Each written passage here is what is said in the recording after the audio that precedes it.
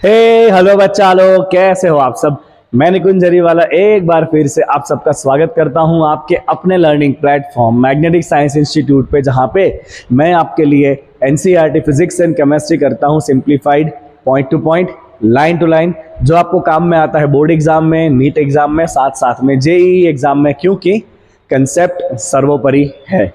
अगर आप चैनल के ऊपर नए हो, चैनल को सब्सक्राइब कर लेंगे, वीडियो को लाइक कर लेंगे और कमेंट में बताएंगे आप ये वीडियो कौन सा सिटी में बैठ के देख रहे हो, ताकि हमें पता चले कि हम कहाँ तक पहुँच पा रहे हैं, राइट। ताकि हमारे जैसा छोटे छोटे क्रिएटर्स को भी थोड़ा सा मोटिवेशन मिले और हम आपके लिए अच्छे से अच्छा कंटेंट लाते जाए। साथ में हर एक लेक्चर के बाद आपको उस लेक्चर का नोट्स प्रोवाइड किया जाता है, जिसका लिंक डिस्क्रिप्शन सेक्शन में है, जहां से आप नोट्स को डाउनलोड करके कभी भी कहीं भी अपने कन्वीनियंस पे रिवाइज कर सकते हो। तो बच्चा, हमने शुरू किया था क्लास 12 फिजिक्स चैप्टर नंबर 2 और आज ये उसका आखिरी अध्याय है, जहां पे हम बात करने वाले हैं अबाउट द कैपेसिटर। अगर आपके इस चैप्टर के आगे के लेक्चर बाकी है तो उसका प्लेलिस्ट का लिंक डिस्क्रिप्शन में और आई बटन में आपको मिल जाएगा। ओके, चले बच्चा, कैपेसिटर होता क्या है, कैपेसिटर कहाँ होता है। तो बच्चा, आपके घर पे जो सीलिंग फैन होगा ना, आप देखना सीलिंग फैन के साथ एक छोटा सा इतने साइज का सिलेंडर होता है प्लास्टिक का, राइट। और वो सिलेंडर और कुछ नहीं है, कैपेसिटर है। सर वो वहां पे क्यों लगाया गया है? तो बेटा, कैपेसिटर की एक खासियत है, वो एनर्जी को स्टोर कर सकता है। अब होगा क्या, यूजुअली आपके पंखे में क्या होता है, एक कॉइल होता है पंखे के अंदर, राइट, और एक मोटर होता है।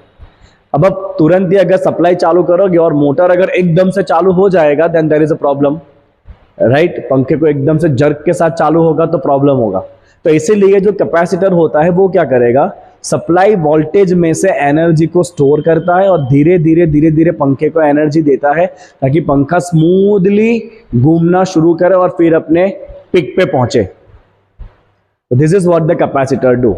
सर कैपेसिटर किसका बना होता है? तो बच्चा, बहुत सिंपल सा डेफिनेशन है कैपेसिटर का। Capacitor is system of two conductors separated by insulator. दो कंडक्टर होने चाहिए, जो किससे सेपरेट होने चाहिए, इंसुलेटर से। तो उस सिस्टम को क्या कहते हैं बेटा, कैपेसिटर कहते हैं। अगर आप अपने घर पे पंखे का वो जो सिलेंडर है, अगर वो निकाल के खोलोगे, मम्मी को पूछ के खोलना, हाँ, नहीं तो मम्मी तुम्हें खोल देगी। तो अगर आप वो कैपेसिटर खोलोगे ना, पंखे के अंदर जो दिया है वो, यू विल फाइंड दैट बेटा ऐसा एक सिलेंडर होगा। अब इसको खोलोगे ना तो आपको इसके अंदर ना एक मेटल का सिलेंडर मिलेगा, राइट, और उसके अंदर एक और मेटल का सिलेंडर मिलेगा और उसके बीच में ना कुछ मटेरियल भरा होगा पेस्ट जैसा, right. So this is one conductor, this is another conductor, और दोनों के बीच में क्या भरा है, ये इंसुलेटर भरा होता है, राइट। आप ट्राई करना, अगर आप घर पे कैपेसिटर हो, ट्राई करना, देखना। चलिए, now let's see this theory part. Okay, so what is a capacitor? Capacitor is a system of two conductors which should be separated by an insulator। तो आप यहां पे देख सकते हो बेटा फिगर में, we have two conductors, conductor 1 and conductor 2। दोनों के बीच में क्या है बेटा, एयर है। हमने क्या करा है, इस कंडक्टर को चार्ज दे दिया क्यू जितना। कितना चार्ज दिया इस कंडक्टर को हमने, क्यू जितना चार्ज दिया। लास्ट क्लास में आपने क्या देखा था, कंडक्टर को जो भी हम चार्ज देंगे वो सारा चार्ज कहां पे आ जाता है, सरफेस पे। तो आपने यहाँ पे जो भी क्यू चार्ज दिया है वो सारा कहाँ पे आ गया, इधर आ गया सरफेस के ऊपर, राइट। अब होगा क्या, देखो, तो ये भी बाजू में कंडक्टर है, इसके अंदर बहुत सारे फ्री इलेक्ट्रॉन होंगे। तो ये जो पॉजिटिव चार्ज यहाँ पे बना, बच्चा सुनना ध्यान से, ये जो पॉजिटिव चार्ज बना यहाँ पे, ये पॉजिटिव चार्ज क्या करेगा, इसमें से इलेक्ट्रॉन को अपनी तरफ खींचेगा, राइट। और यहाँ पे इस सरफेस के ऊपर इलेक्ट्रॉन्स को बाहर ला दिया जाएगा। मतलब ये सरफेस के ऊपर नेगेटिव चार्ज बनेगा। कितना नेगेटिव चार्ज बनेगा बच्चा, -Q। तो हमने इस कंडक्टर पे +Q चार्ज रखा, सारा सरफेस पे आ गया। ये +Q ने बाजू वाले कंडक्टर में से चार्ज को इंड्यूस किया, नेगेटिव को अपनी तरफ खींचा, ये सरफेस को नेगेटिव बनाया और इसका चार्ज क्या हो गया, -Q। अब बेटा सिंपल सी बात है, ये पॉजिटिव चार्ज है, लेट्स से इसका वोल्टेज है V1, और ये नेगेटिव चार्ज है, लेट्स से इसका वोल्टेज है V2, राइट। ओके, तो पॉजिटिव चार्ज का वोल्टेज भी कैसा होता है बच्चा, पॉजिटिव, और ये नेगेटिव चार्ज का वोल्टेज भी कैसा होता है बच्चा, नेगेटिव। मतलब इन दोनों के बीच में कुछ वोल्टेज का डिफरेंस है, क्योंकि एक का वोल्टेज पॉजिटिव है, दूसरे का वोल्टेज नेगेटिव है। मतलब दोनों कंडक्टर के बीच में कुछ वोल्टेज का डिफरेंस है। क्यों आया वोल्टेज का difference? Because of the charge जो आपने रखा। अगर आप ये चार्ज को बढ़ाओगे तो अपने आप क्या होगा, ये वोल्टेज भी बढ़ेगा। अगर ये वोल्टेज बढ़ेगा तो साथ में ये नेगेटिव वोल्टेज भी बढ़ेगा, ये और नेगेटिव होता जाएगा। समझो, अगर आपने इसका पॉजिटिव चार्ज बढ़ाया तो इसका पॉजिटिव वोल्टेज बढ़ेगा, साथ में इसका नेगेटिव वोल्टेज बढ़ेगा, मतलब इनका जो वोल्टेज डिफरेंस है वो और बढ़ने वाला है। तो जितना ज़्यादा आप चार्ज रखोगे कंडक्टर के ऊपर, उतना इन दोनों कंडक्टर के बीच में आपको क्या मिलेगा बच्चा, वोल्टेज का डिफरेंस। समझो, यही लॉजिक है। जितना आप चार्ज बढ़ाओगे उतना दोनों कंडक्टर के बीच का वोल्टेज डिफरेंस बढ़ता जाएगा। अंडरस्टूड? तो हम क्या लिखेंगे बच्चा, हम सिंपली लिखेंगे कि जो चार्ज हम रख रहे हैं ना Q, that is directly proportional to voltage difference और potential difference. What is the potential difference बच्चा, तो इसका पोटेंशियल है V1 माइनस उसका पोटेंशियल होगा माइनस V2, क्योंकि वो नेगेटिव साइन है ना, राइट? ओके, तो इस पोटेंशियल डिफरेंस को हम V सिंबल दे देंगे। क्या सिंबल दे देंगे हम इसको सिंबल देने वाले हैं V सिंबल। चलिए, इसको ना अपने साइन नहीं रखना है, इसको let's keep it negative, minus only. ये फिर यहाँ पे जो भी वैल्यू होगा प्लस माइनस हम रख देंगे, right? And we call this as a voltage difference capital V। तो जो चार्ज है कंडक्टर के ऊपर डायरेक्टली प्रोपोर्शनल टू V। अगर आप चार्ज को बढ़ाओगे बच्चा, अपने आप वोल्टेज क्या होना है, बढ़ने वाला है। अगर हम यहाँ प्रोपोर्शनलिटी कांस्टेंट रखें then it is C, right? And this C is nothing but the conductor of this system. ये C क्या है, इस सिस्टम का कंडक्टर है बच्चा। तो आप किसी भी स्टेज के ऊपर अगर ये Q और V का रेशियो करोगे ना, तो Q और V का रेशियो हमेशा कैसा आता है, कांस्टेंट आता है बच्चा। और ये कांस्टेंट को ही क्या कहा जाता है, कैपेसिटेंस कहा जाता है। समझे? आपने दो कंडक्टर लिए, एक के ऊपर आपने प्लस Q चार्ज रखा, वो प्लस Q ने बाजू में क्या इंड्यूस किया, माइनस Q। पॉजिटिव चार्ज की वजह से यहाँ पे कितना वोल्टेज है, प्लस V1। नेगेटिव चार्ज की वजह से यहाँ क्या वोल्टेज होगा, नेगेटिव में होगा V2। मतलब दोनों के बीच में कुछ वोल्टेज का डिफरेंस है कि नहीं, राइट? अब आप जितना यहाँ पे चार्ज बढ़ाओगे उतना इसका वोल्टेज बढ़ेगा, साथ में इसका वोल्टेज भी नेगेटिव होता जाएगा, मतलब वोल्टेज का डिफरेंस बड़ा होता जाएगा। तो जितना ज़्यादा चार्ज उतना ज़्यादा वोल्टेज का डिफरेंस, मतलब चार्ज और वोल्टेज डिफरेंस दोनों कैसे है बच्चा, डायरेक्टली प्रोपोर्शनल। तो Q is directly proportional to voltage V। अगर प्रोपोर्शनलिटी साइन हटा के कांस्टेंट लगा दे तो वो कांस्टेंट क्या है, C है, that is called the capacitance. Okay, see this, the two conductors have a charge plus Q and minus Q with potential difference. कितना पोटेंशियल डिफरेंस है, V1 minus V2 between them. This Q is called the charge on the capacitor. The field in the region between the conductor is proportional to Q. देखो यहाँ पे बीच वाले reason में electric field भी होने वाला है, राइट? कितना होगा इलेक्ट्रिक फील्ड, तो बच्चा पॉजिटिव का इलेक्ट्रिक फील्ड कैसा होता है, रेडियली आउटवर्ड। और नेगेटिव का फील्ड कैसा होता है, radially inward, E minus, right? मतलब दोनों के बीच में, बीच का जो रीजन है वहां पे इलेक्ट्रिक फील्ड होगा। और जितना आप चार्ज बड़ा करोगे ये फील्ड भी बढ़ता जाएगा। अब इसके बारे में आगे देखोगे, हाँ, राइट? कि यहाँ पे जो बीच में डाई इलेक्ट्रिक या बीच में जो आपने इंसुलेटर भरा है ना, उस इंसुलेटर का इलेक्ट्रिक फील्ड को बेयर करने का कुछ कैपेसिटी होता है, राइट? तो जब आप ये चार्ज बढ़ाते जाते हो ना, ये फील्ड स्ट्रांग होती जाएगी। और जब ये फील्ड ये इंसुलेटर के कैपेसिटी से ज़्यादा हो जाएगी तब इंसुलेटर ब्रेक डाउन हो जाएगा, इंसुलेटर आयोनाइज हो जाएगा, और वो चार्ज जो आपने रखा है ना वो सारा कंडक्ट हो जाएगा। ये चार्ज इस तरह से क्यों फंसा हुआ है, क्योंकि बीच में क्या है, इंसुलेटर है। अब हर एक इंसुलेटर की कुछ कैपेसिटी होती है फील्ड को बेयर करने की, फील्ड को संभालने की।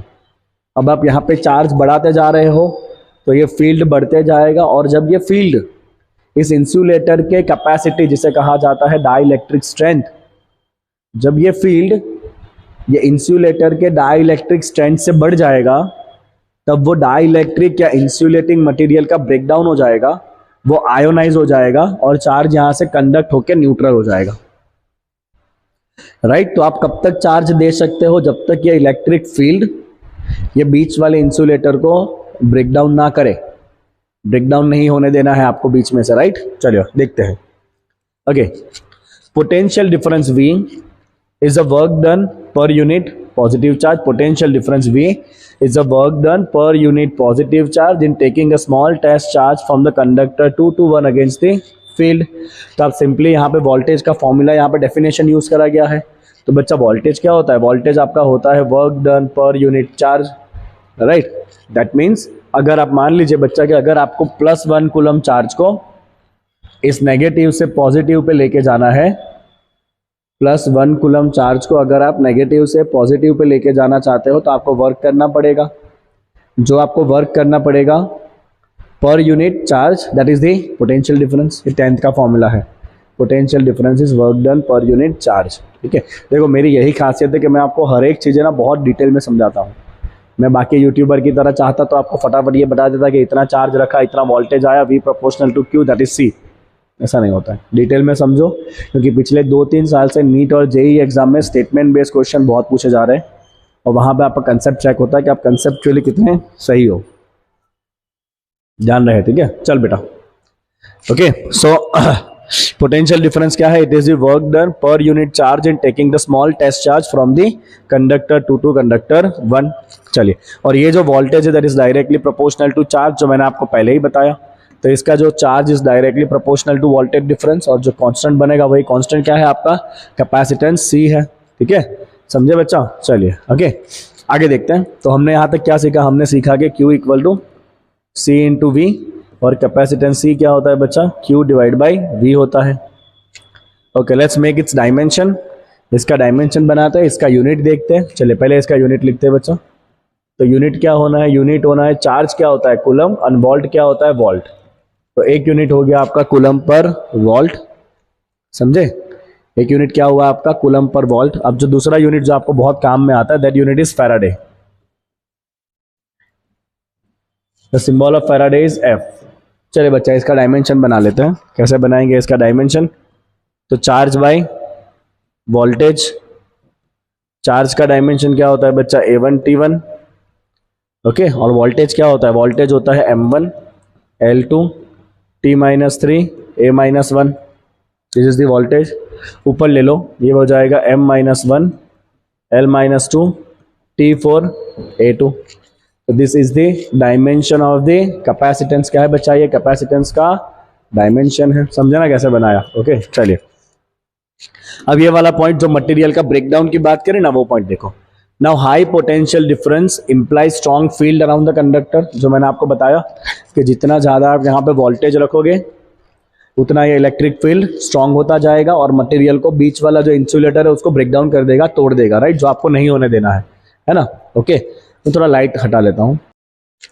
चलिए अब सही है। हाँ, सो बच्चा जितना ज़्यादा आप वोल्टेज रखोगे, high potential implies the strong electric field, right? अब ये स्ट्रॉन्ग इलेक्ट्रिक फील्ड क्या करेगी? It can ionize the surrounding air and accelerate the charge. अगर बीच वाला एयर आयोनाइज हो गया तो सारा चार्ज फ्लो होके दूसरे कंडक्टर पे चला जाएगा, मतलब चार्जेस न्यूट्रल हो जाएंगे, राइट? Okay fine. तो therefore this will neutralize the charge on the capacitor plates. The charge of the capacitor leaks away due to the reduction in insulating power of the intervening medium. The maximum field that a dielectric मतलब insulator can withstand without breakdown of its insulating property is called its dielectric strength. और air के लिए dielectric strength का value है बच्चा 3 × 10⁻6 volt पर metre. Very important. Air के लिए डाइलेक्ट्रिक स्ट्रेंथ क्या है बच्चा? 3 × 10⁻6 वोल्ट पर मीटर। मतलब एयर कितने इलेक्ट्रिक फील्ड को बेयर कर सकता है? अगर बीच में ये एयर है, अगर ये बीच में एयर है तो एयर कितने इलेक्ट्रिक फील्ड को बेयर कर सकता है? 3 × 10⁻6 वोल्ट पर मीटर। जैसे ही फील्ड 3 × 10⁻6 से ज्यादा हो गई, एयर के जो मॉलिक्यूल्स है वो आयन हो जाएंगे और सारा चार्ज लीक हो जाएगा, चार्ज खत्म। ओके, चलिए। Thus, for a capacitor to store a large amount of charge without leaking, its capacitance should be high enough so that potential difference and hence the electric field do not exceed the breakdown limits, right? Okay, तो अगर आप चाहते हो कि ज्यादा charge store हो तो capacitance ज्यादा होना चाहिए। चलिए अभी कैपेसिटेंस किस किस चीजों पे डिपेंड करता है वो लिख देते हैं। So capacitance depends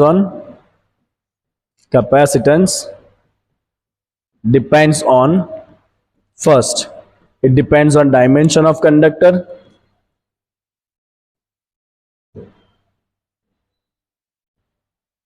Second, it depends on insulating property of the medium.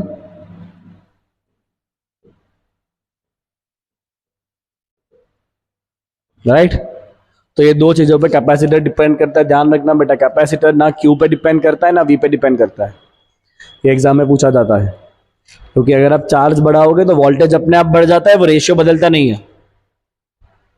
तो कैपेसिटेंस ना Q पे डिपेंड करता है ना V पे डिपेंड करता है। कैपेसिटेंस सिर्फ डिपेंड करता है डायमेंशंस कह लो या ज्योमेट्री कह लो कंडक्टर का, मतलब कंडक्टर के साइज क्या है, उनके बीच का सेपरेशन क्या है और उनके बीच में मटेरियल क्या भरा है।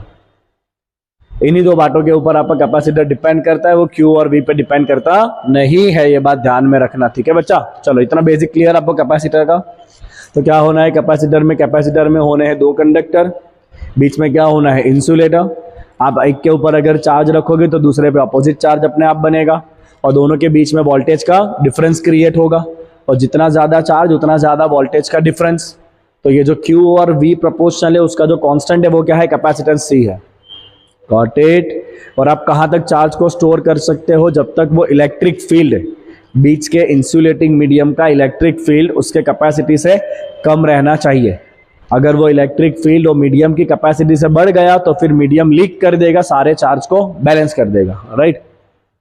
चल बेटा अब आ जाए, एक बहुत इंपॉर्टेंट थियरी करते हैं, पैरेलल प्लेट कैपेसिटर, राइट। तो हमने जो दो कंडक्टर की बात करी ना बच्चा, अभी हम वो दो कंडक्टर ले रहे हैं in terms of parallel plates. तो हमने ना दो पैरेलल प्लेट ले लिए दो कंडक्टर के लिए, ओके। और बीच का मीडियम अभी हमने रखा है एयर। अभी आगे जाके हम ये मीडियम चेंज करेंगे। सपोज हमने इसको चार्ज दिया है प्लस Q, इस प्लेट पे कितना चार्ज है प्लस Q, तो इस प्लेट पे कितना चार्ज होगा माइनस Q।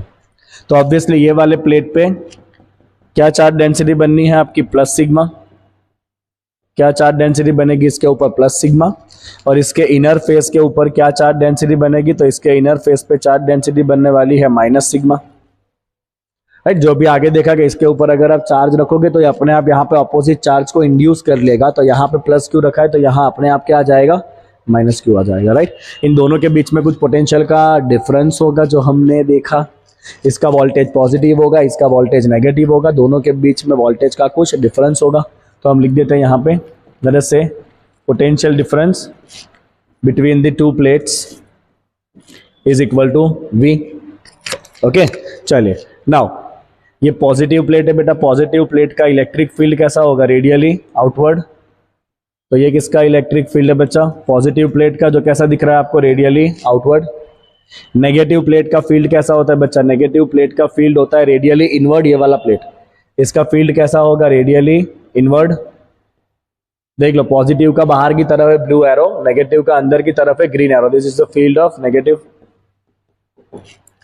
ओके। अब आप देखिए बेटा, तो यहाँ पे दोनों फील्ड क्या कर रहे हैं, एक दूसरे को कैंसिल कर रहे हैं। तो यहाँ पे नेट फील्ड क्या हो जाएगा जीरो। सिमिलरली यहाँ भी दोनों फील्ड एक दूसरे को अपोज कर रहे हैं, यहाँ भी नेट फील्ड क्या हो जाएगा जीरो। बट बीच वाले रीजन में दोनों एरो एक ही तरफ है, मतलब यहाँ पे नेट फील्ड जीरो होने वाला नहीं है। सो हम यहाँ पे लिख देते हैं कि electric field due to infinite charged plane. ये आपने फर्स्ट चैप्टर में क्या था ना, field due to infinite charge plane, है ना। क्या फील्ड होता है इनफाइनाइट चार्ज प्लेन का, तो यहाँ पे दोनों फील्ड का मैग्नीट्यूड कैसा रहेगा, सेम रहेगा। क्या फॉर्मूला होता है sigma by 2 epsilon 0। Field due to infinite charge, infinite plane charge क्या होता है sigma by 2 epsilon 0। First chapter में आपने किया था ना गॉस लॉ के एप्लीकेशन में, राइट। तो वही फॉर्मूला आपको यहाँ लगाना है। तो दोनों प्लेट का फील्ड का मैग्नीट्यूड सेम होगा। अब आउटर रीजन के अंदर दोनों फील्ड क्या हो रहा है, कैंसिल हो रहा है। हम लिख देंगे in outer region net field is equal to 0। हमने ऑलरेडी फिगर में बता दिया है, okay. So in the region between the plate, ये दोनों फील्ड सपोर्ट कर रहा है ना, in the region between this two plates, तो दोनों प्लेट के बीच के रीजन में आपका नेट फील्ड क्या हो रहा है, आपको ऐड करना पड़ेगा। तो दोनों फील्ड का वैल्यू क्या है सिग्मा बाई 2 एप्सिलॉन 0, और ये भी वैल्यू क्या है सिग्मा बाई 2 एप्सिलॉन 0। तो नेट फील्ड हो गया सिग्मा बाई एप्सिलॉन 0। तो दोनों के बीच वाले रीजन में फील्ड क्या है सिग्मा बाई एप्सिलॉन 0, बाहर के रीजन में फील्ड क्या हो रहा है 0 हो रहा है, ठीक है ना, समझ गए आप। ओके, तो इससे आगे बढ़ाएंगे हम। तो फील्ड क्या हो रहा है sigma by epsilon 0, okay. Now what is another formula of electric field? It is the potential difference per unit distance. तो let us say दोनों प्लेट के बीच का डिस्टेंस है d, कितना डिस्टेंस है दोनों प्लेट के बीच का? डिस्टेंस है d। और दोनों प्लेट के बीच का पोटेंशियल डिफरेंस क्या है? v। तो फील्ड क्या होता है आपने फर्स्ट चैप्टर में सीखा, तो फील्ड होता है potential difference per unit distance in the direction of field. तो ये हो गया आपका फील्ड का डायरेक्शन, और इस डायरेक्शन में कितना वोल्टेज आपका चेंज हो रहा है? v जितना, क्योंकि दोनों प्लेट के बीच का वोल्टेज डिफरेंस आपने कितना लिया है? v लिया है। ठीक है, तो अब हम नेक्स्ट फॉर्मूला यहाँ पे यूज करेंगे कि electric field E equal to क्या होता है? Voltage difference per unit distance. Sigma क्या होता है बच्चा? Surface charge density Q by area A। Sigma क्या होता है बच्चा? Q divide by area A। Very simple. ठीक है, चलो तो हम यहाँ पे लिखेंगे कि electric field is equal to potential difference per unit length in the direction of field. Right, so electric field के मैग्नीट्यूड का एक और फॉर्मूला है potential difference per unit distance between the plate, जो हमने यहाँ पे यूज कर लिया है। अब तो ये क्वेश्चन सॉल्व हो चुका है, तो what you are getting v by D equal to Q by A epsilon zero. A epsilon zero को ऊपर ले लो और v को नीचे ले लो। क्या होता है ये Q और v का रेशियो बच्चा? देख लो तो Q और v का रेशियो ही क्या होता है? Q और v के रेशियो को ही तो हम क्या कहते हैं? Capacitance C। आ गया, सेट हो गया। तो आपको सिंपली क्या करना है बेटा? अब यहाँ पे लिख देना है Q बाई v क्या होता है? कैपेसिटेंस होता है, which is equal to A epsilon zero by D. ठीक है बेटा, तो हमने बड़ा सिंपल सा क्या किया यहाँ पे, इस थियरी को डिराइव करने के लिए इलेक्ट्रिक फील्ड के दो फॉर्मूला को कंपेयर करना है। पहला फॉर्मूला क्या बना? इलेक्ट्रिक फील्ड का पॉजिटिव और नेगेटिव की फील्ड सपोर्ट कर रही है, क्या फील्ड बनी? Sigma by epsilon zero. और दूसरा फील्ड का फॉर्मूला क्या होता है? Voltage difference per unit distance. इन दोनों को सिंपली इक्वलाइज कर लो and then you will get your answer. Simple. Okay, so देखो पैरेलल प्लेट कैपेसिटर के कैपेसिटेंस का फॉर्मूला क्या बना बच्चा? A epsilon zero divide by D. क्या बना? ए epsilon zero divide by D. तो अगर आपको कोई भी सिस्टम दिया हो और उसका आपको कैपेसिटेंस निकालना हो ना, तो आपको इन शॉर्ट क्या फाइंड करना है? वोल्टेज फाइंड करना है। क्योंकि जो आप वोल्टेज का फॉर्मूला बनाओगे ना किसी भी सिस्टम के लिए, not only for parallel plate, किसी भी सिस्टम के लिए आप जो वोल्टेज का फॉर्मूला बनाने वाले हो बच्चा, वो वोल्टेज जो है ना उसके अंदर Q आई जाएगा राइट साइड पे। और जैसे ही आपको V और Q का रिलेशन मिल गया, तो जो आपका Q बाई V है वही क्या है? कैपेसिटेंस है। तो आप जब न्यूमेरिकल सॉल्व करोगे, जेई के न्यूमेरिकल सॉल्व करोगे, तो उसमें आपको कुछ सिस्टम दिए होंगे, उसके आपको कैपेसिटेंस निकालने होंगे। राइट, तो आपको उस सिस्टम का वोल्टेज निकाल लेना है और वोल्टेज के फॉर्मूला में Q आएगा और जो रेशियो जो है Q बाई V का वही आपका आंसर है।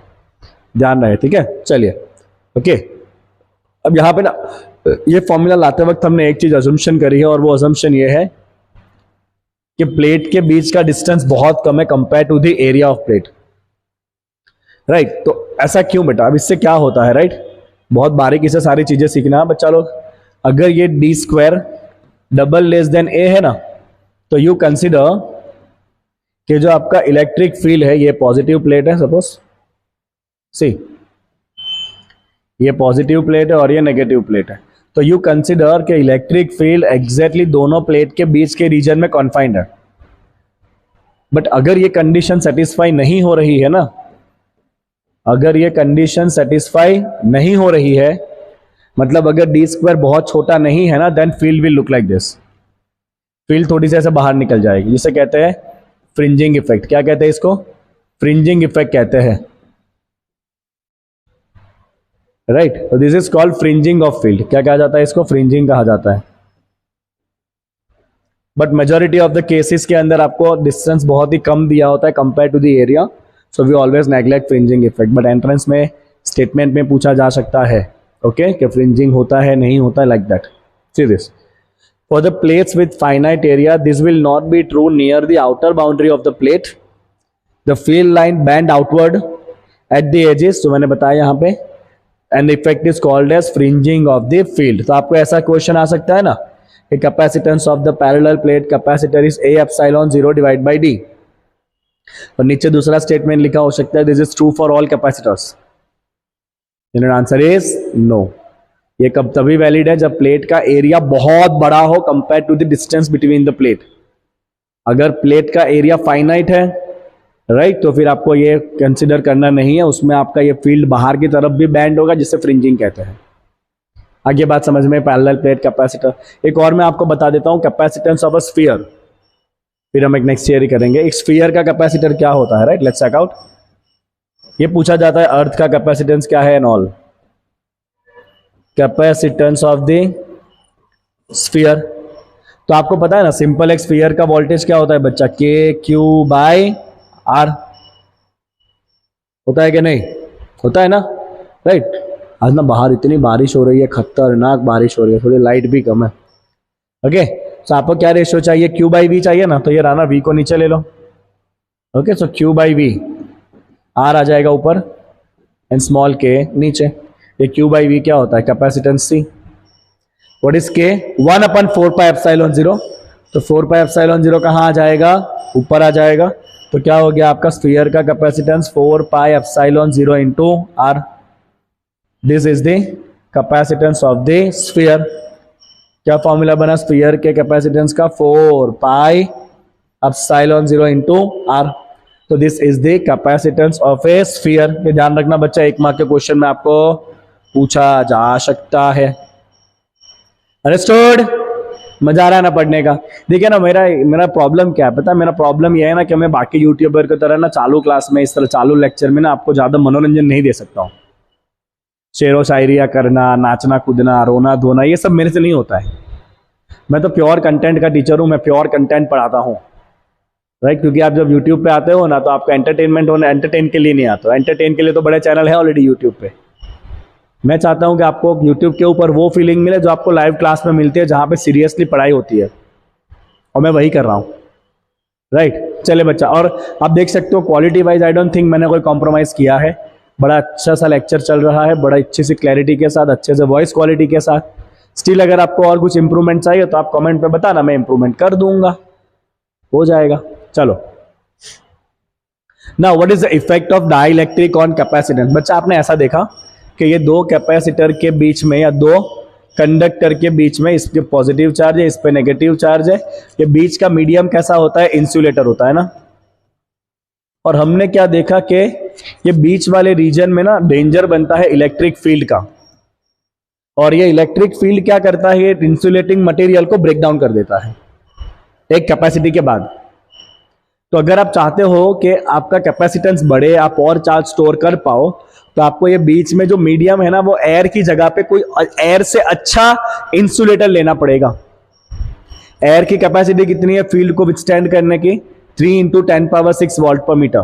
तो आपको कुछ उससे बेटर इंसुलेटर लेना पड़ेगा जो ब्रेकडाउन ना हो जाए, राइट। तो लेट्स सी कि अगर हमने दो प्लेट के बीच में अगर कुछ इंसुलेटर रखा तो क्या होगा। तो ये दो प्लेट है बेटा, अगेन ये पॉजिटिव क्यों और ये नेगेटिव क्यों, राइट। इसके ऊपर क्या चार्ज डेंसिटी होगा, पॉजिटिव।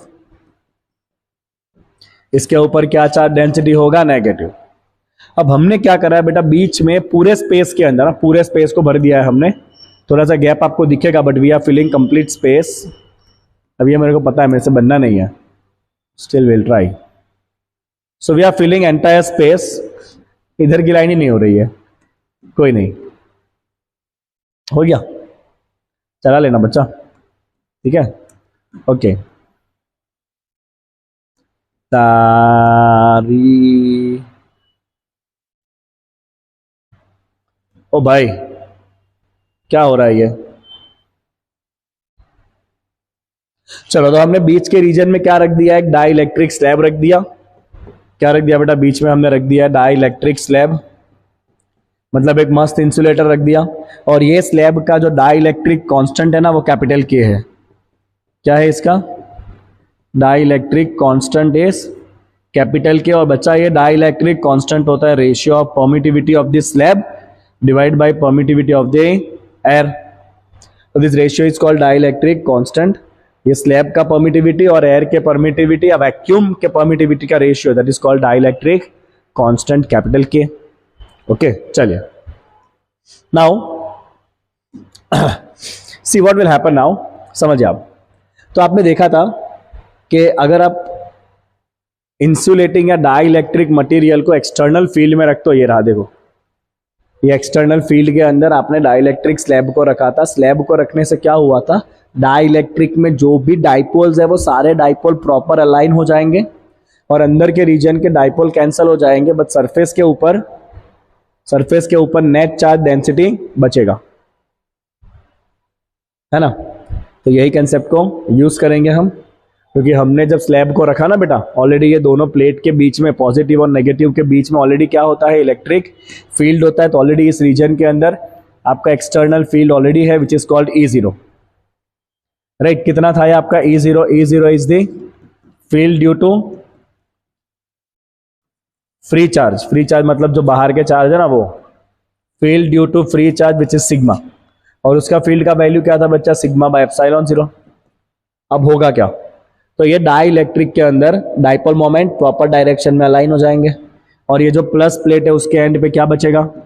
माइनस बचेगा, और जो माइनस एंड है वहां पे क्या बचेगा? प्लस बचेगा। अब ये जो बेटा सरफेस चार्ज डेंसिटी बनी ना, इसे हम लिखेंगे सिग्मा बी। सिग्मा बी क्या है? Sigma B is the bound charge density due to polarisation.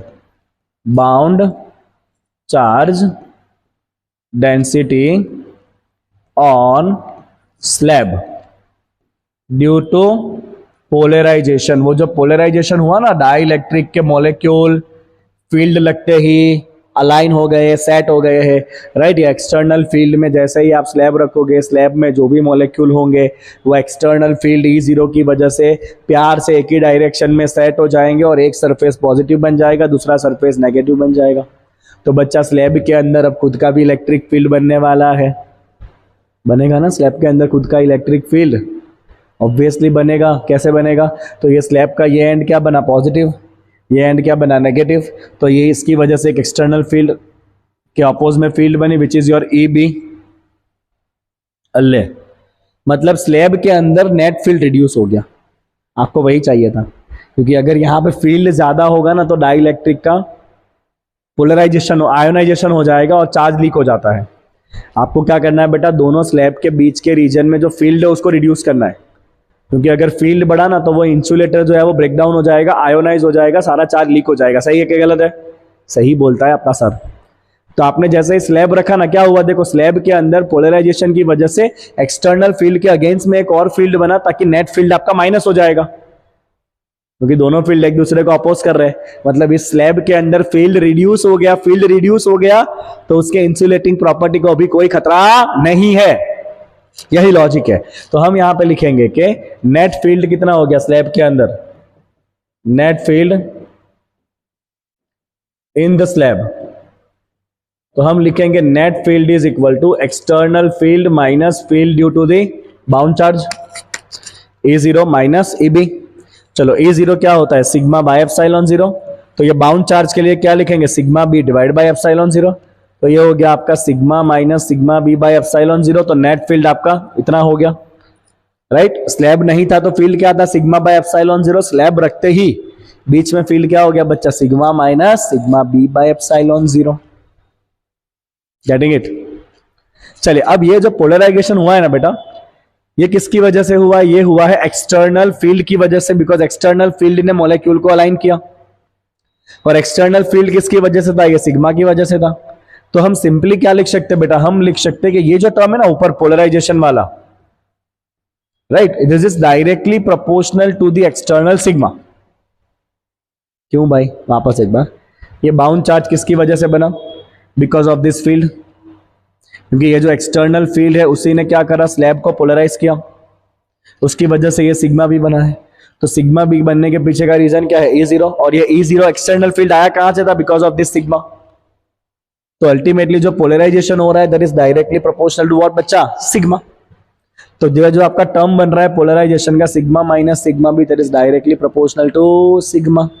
Okay, now proportionality constant हटा के हम नीचे लगा देंगे कैपिटल के। ये आपको डायरेक्ट याद रखना है स्टेप पे। ये जो आपका टर्म बना सिग्मा माइनस सिग्मा बी, ये क्या लेना है आपको? Sigma by K. Let's put it here. So now the net field will be equal to sigma by K by epsilon 0। बेटा अभी आपने क्या लिखा? इलेक्ट्रिक फील्ड क्या होता है? Potential difference per unit distance, V by D, के by epsilon 0। चलिए, सिग्मा क्या होगा? Q बाई ए। अब तो आपको आगे की तरह सिंप्लीफाई करना है इसको। सिग्मा क्या हो जाएगा? Q बाई ए बाई के एप्सिलॉन 0। ठीक है। What is capacitance Q by V, देखो ये रहा Q इधर आ गया, V को नीचे ले लो, K इंटू एप्सिलॉन 0 ऊपर आ जाएगा, ये A भी ऊपर आ जाएगा, तो कैपेसिटेंस कितना हो गया बच्चा, स्लाइड है मेरे पास एक और नहीं है ना, देखो तो कैपेसिटेंस कितना हो गया बच्चा, आपका कैपेसिटेंस हो गया C equal to Q by V, मैं यहाँ पे सेट कर रहा हूँ Q by V, K epsilon 0 ऊपर, A भी ऊपर, तो K A epsilon 0 divide by D, मतलब बेटा स्लैब डालने से कैपेसिटेंस हो गया K टाइम्स, स्लैब डालने से कैपेसिटेंस क्या हो गया, K टाइम्स हो गया। तो ये कौन सा कैपेसिटेंस था, जब बीच में एयर था, और स्लैब डालने से कैपेसिटेंस क्या हो गया बच्चा, K टाइम्स हो गया। तो स्लैब डालने से capacitance become K times, slab डालने से कैपेसिटेंस कितना हो जाता है बच्चा, K टाइम्स हो जाता है, समझे कि नहीं। यहां से आपको इधर जाना है, हाँ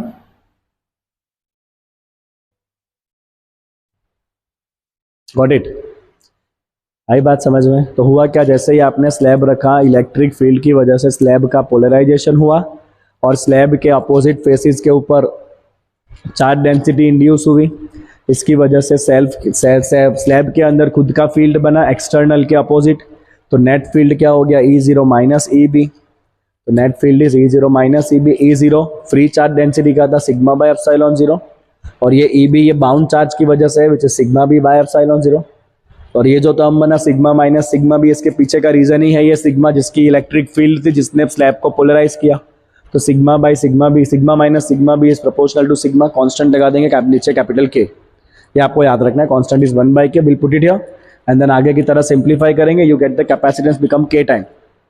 बेटा एयर और जो आपका पानी होता है ना, पानी का डाइलेक्ट्रिक कांस्टेंट क्या होता है पता है, 80, मतलब अगर आप ये दो कंडक्टर को पानी में रखोगे तो उसका कैपेसिटी कितना हो जाएगा पता है, 80 टाइम्स हो जाएगा। कितना हो जाएगा कैपेसिटी उसका, 80 टाइम्स हो जाएगा, क्योंकि पानी का कांस्टेंट है 80। गॉट इट, गॉट इट, चलिए बहुत बढ़िया बेटा। अब यहाँ पे ना एक और छोटी सी चीज आपको सीखनी है कि अगर आप स्लैब को अलग अलग तरीके से रख रहे हो, आप देखिए यहाँ पे कुछ केसेस है बच्चा, सीधे। अब यहाँ पे हमने क्या करा है, दो प्लेट के बीच में अलग अलग स्लैब रखे हैं, एक का कांस्टेंट K1 है, एक का कांस्टेंट K2 है, एक का कांस्टेंट K3 है, जिसका थिकनेस है D1 D2 D3। So in that case capacitance क्या हो जाएगा, वेरी सिंपल। तो इस केस में कैपेसिटेंस हो जाएगा C equal to A epsilon 0 divide by D आता है ना, तो आपको D की जगह क्या लेना है, D1 by K1 plus D2 by K2 plus D3 by K3। Usual formula क्या है, A epsilon 0 divide by D। जब इस तरह से स्लैब रखे तो आपको D की जगह क्या लेना है बच्चा, नीचे लेना है D1 by K1 plus D2 by K2 plus D3 by K3। अगर आपने देखो बीच बीच में अगर क्या करा आपने, the dielectric slab of different constant different thickness insert between two plates, ये वाला केस था। अगर आपने दो स्लैब के बीच में बच्चा, चेक आउट दिस वन, अगर आपने क्या करा है, पतली पतली स्लैब रखी है, ये बहुत ध्यान से देखना, ये एक पतली सी स्लैब है जिसका डाइलेक्ट्रिक कांस्टेंट है सपोज K1, ये एक दूसरी पतली सी स्लैब है जिसका थिकनेस है T2 और इसका कांस्टेंट है K2, ये एक दूसरी स्लैब है जिसका कांस्टेंट क्या है K3 और उसका थिकनेस है T3। मतलब हमने पूरा स्पेस नहीं भरा है, हमने सिर्फ बीच बीच में पतली पतली सी स्लैब रखी है, इसमें हमने पूरा स्पेस भर दिया था, इसमें हम पतली पतली स्लैब रख रहे हैं बीच में, तो क्या होना है देखो, तो कैपेसिटेंस का यूजुअल फॉर्मूला क्या है, A epsilon 0 divide by D।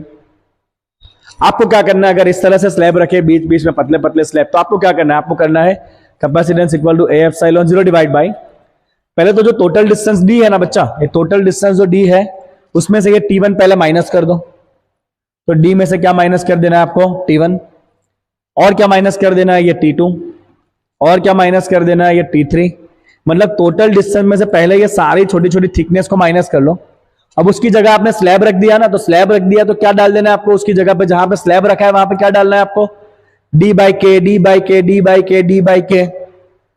तो क्या हुआ देखो, यहाँ पे जो टोटल आपका डेप्थ था D में, आपको एक छोटा सा एग्जांपल यहाँ सेट करके बता देता हूं तो आपको आइडिया आ जाएगा। ये दो प्लेट है और बीच में मैंने अगर इतना सा ही स्लैब रखा है जिसका थिकनेस है T, ये टोटल डिस्टेंस था D, तो इसका कैपेसिटेंस हो जाएगा A epsilon 0 divide by total distance है D। पहले मुझे उसमें से ये T माइनस कर देना पड़ेगा और उसकी जगह क्या इंसर्ट करना पड़ेगा, T बाई कॉन्स्टेंट K। तो क्या करना है आपको बच्चा, आपको पूरे में से ये पहले तो इतना एयर हटा देना है, तो D माइनस T बचा, और एयर की जगह जैसे ही आप स्लैब डालोगे क्या हो जाएगा, T बाई K नीचे ऐड हो जाएगा, क्योंकि स्लैब डालने से कैपेसिटी K टाइम्स हो जाती है। देखो ये K कहाँ आता है, वापस ऊपर आता है, मतलब कैपेसिटी आपका बड़ा है। तो जहां जहां पे आपने स्लैब रखा है वहां पे आपको नीचे डिस्टेंस में क्या रखना है, स्लैब का थिकनेस डिवाइड बाय उसका के। नीचे जो फॉर्मूला का डिस्टेंस है ना, ए एप्सिलॉन 0 डिवाइड बाय डिस्टेंस। तो बच्चा जहां जहां पे स्लैब है वहां वहां पे आपको स्लैब की जो थिकनेस है उसके नीचे क्या रखना है, डाइलेक्ट्रिक कांस्टेंट के रखना है। तो पूरा जो डिस्टेंस था डी, पहले उसमें से इतना एयर मैंने हटा लिया, टी माइनस कर दिया और उसकी जगह क्या डाल दिया, टी डिवाइड बाई के डाल दिया, and that's done. Got it? Okay, चलिए ये ध्यान रखना आपको। ओके, अब बेटा अगर आपने बीच में मान लीजिए मेटल रख दिया, तो कंडक्टिंग स्लैब रख दिया तो क्या होगा, तो अगर यूजुअली आप मेटल को देखोगे ना, तो मेटल के लिए डाइलेक्ट्रिक कांस्टेंट के होता है इंफिनिटी। मेटल के लिए डाइलेक्ट्रिक कांस्टेंट के कैसा होता है बच्चा, इंफिनिटी होता है, राइट। तो आप सेम लॉजिक यूज करो, देखिए व्हाट विल हैपन। अब यही वाला लॉजिक यूज करो, अगर मान लीजिए स्लैब आपका मेटल है, तो मेटल का के क्या होता है, इंफिनिटी। तो 1/इंफिनिटी क्या हो जाएगा, 0, मतलब ये वाला पार्ट ही निकल जाएगा। तो अगर स्लैब के बीच में कहीं मेटल रखा है ना, तो आपको क्या करना है, सीधा मेटल वाला जो थिकनेस है ना उसको माइनस ही कर देना है। देखो यहाँ पे आपने टी थिकनेस का मेटल रखा है ना, तो मेटल के अंदर इलेक्ट्रिक फील्ड कैसा होता है, 0 होता है, मतलब ये पार्ट में कोई कैपेसिटी नहीं है चार्ज को स्टोर करने की। और इसका डाइलेक्ट्रिक कांस्टेंट के कैसा है, इन्फिनिटी है। डाइलेक्ट्रिक कांस्टेंट के कैसा है बेटा, ये के आपका इन्फिनिटी है, दिख रहा है ना आपको, इन्फिनिटी मैंने लिखा ही है वैसे भी। ओके, तो ये सिस्टम का कैपेसिटी क्या हो जाएगा, ए epsilon 0 divide by total D में से आपको ये टी क्या करना पड़ेगा, मेटल डायरेक्ट माइनस कर देना पड़ेगा। उसकी जगह हम क्या डालते हैं, टी बाई के, बट इसका के इन्फिनिटी है, तो 1/इंफिनिटी 0 हो जाएगा, निकाल दो। क्लियर हो गया आपको सारे केसेस बच्चा, कोई डाउट है तो पूछ लीजिए। आई होप ये ऑल केसेस आपको अच्छे से क्लियर हो चुका है, इस तरह से हमें करना है, राइट। अगर मल्टीपल स्लैब रखे तो हर जगह पे क्या करना है आपको, जो टोटल डिस्टेंस है उसकी जगह क्या रखेंगे, d1/k1, d2/k2, d3/k3। अगर बीच बीच में स्लैब रखे तो क्या करेंगे, जितना स्लैब है पहले टोटल डी में से उतना माइनस करेंगे और उसकी जगह क्या इंसर्ट करेंगे, वो थिकनेस डिवाइड बाय उसका कांस्टेंट डाइलेक्ट्रिक के।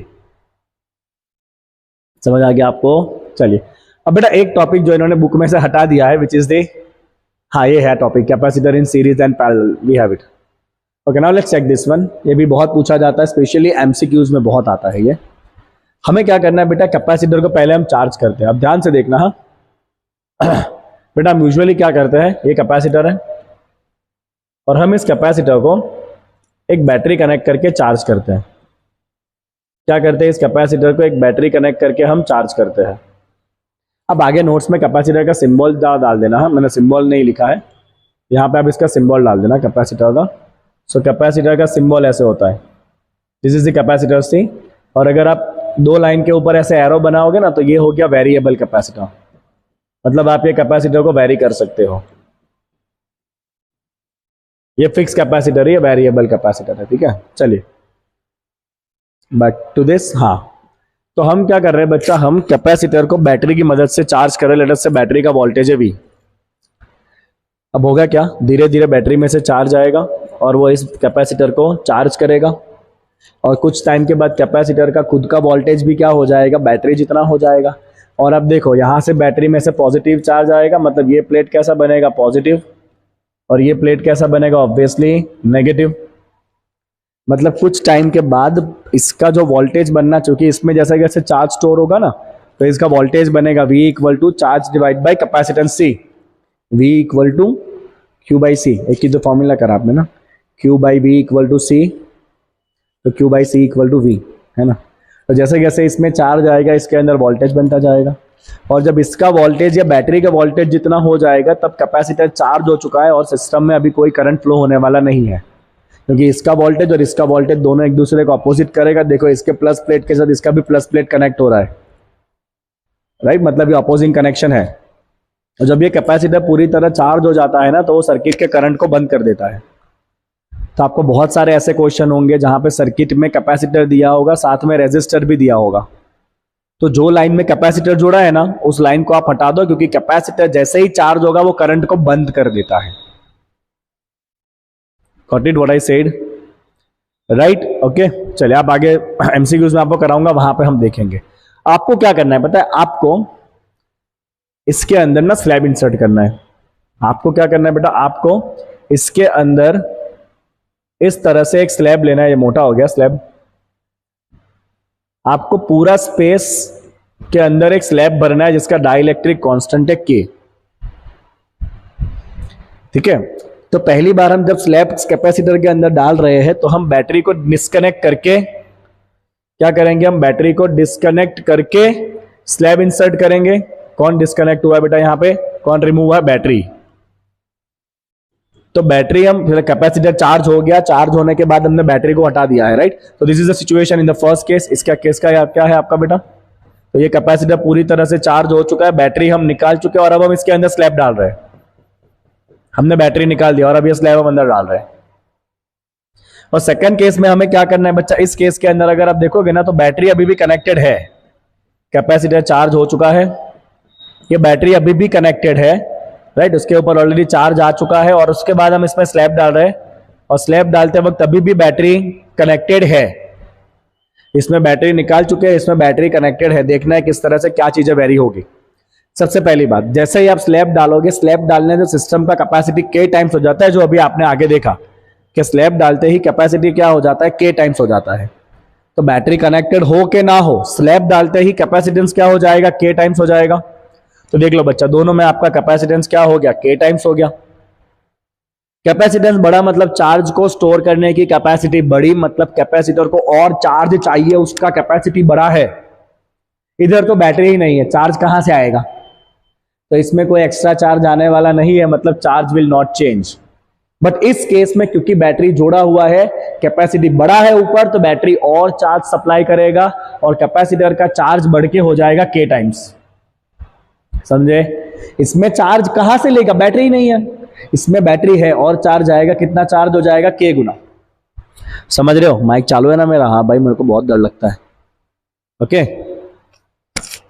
तैयार हो जाते हैं थोड़ा, हाँ आगे देखते हैं। चलो now let's talk about the voltage. बच्चा देखना ध्यान से, वोल्टेज का क्या होगा। सो यहां पे बैटरी कनेक्टेड है और जब तक बैटरी कनेक्टेड है इसका वोल्टेज वापस क्या हो जाएगा, बैटरी जितना हो जाएगा, क्योंकि बैटरी एक्स्ट्रा चार्ज यहां से सप्लाई कर रहा है, तो इसका जो वोल्टेज स्लैब डालने से घटा होगा। देखो जैसे आप स्लैब डालोगे ना, स्लैब डालते ही इलेक्ट्रिक फील्ड क्या हो जाता है, E/K हो जाता है।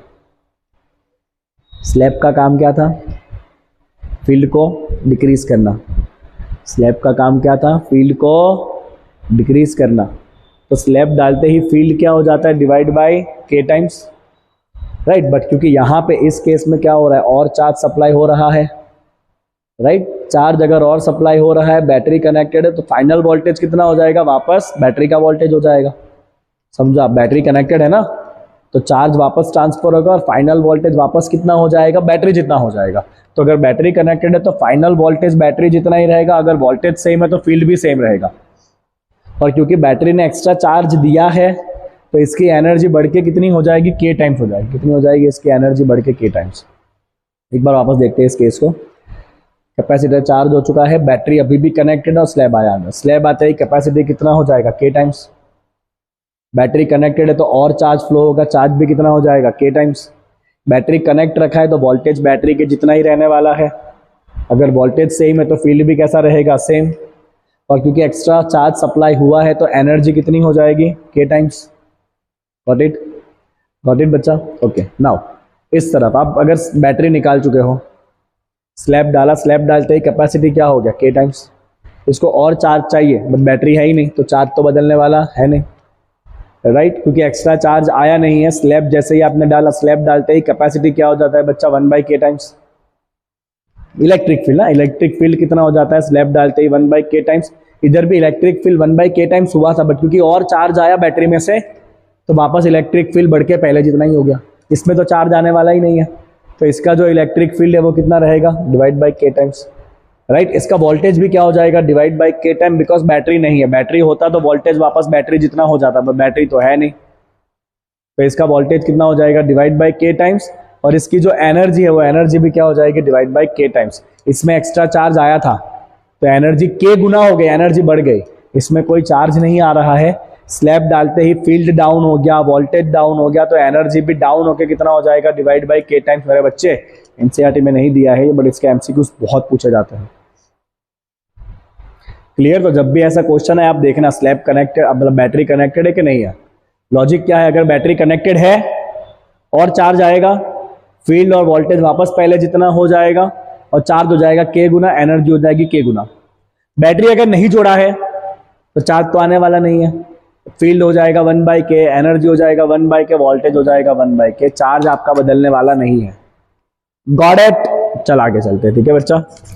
नाउ वेरी सिंपल, ये क्वेश्चन सॉल्व करते हैं पहले, उससे पहले ना एक थियरी कर लेते हैं, फिर जो 2-3 क्वेश्चन करने हैं कैपेसिटर के, we will complete that. Okay, before that I need a small water break. वैसे बाहर तो पानी ही पानी आ रहा है कब से, कल शाम से यहाँ पे सूरत में बारिश बंद ही नहीं हुई है, चलती जा रही है बारिश।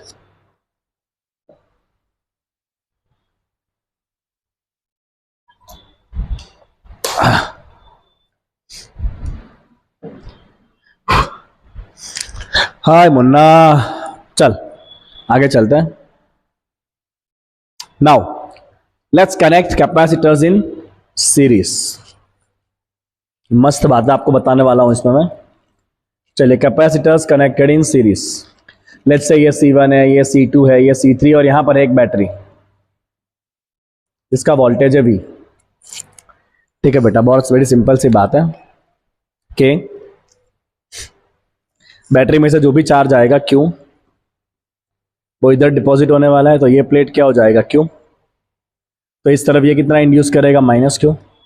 अगर इस तरफ से +Q चार्ज निकला है तो इस तरफ से कितना निकलेगा -Q, तो यहाँ पे क्या हो जाएगा +Q।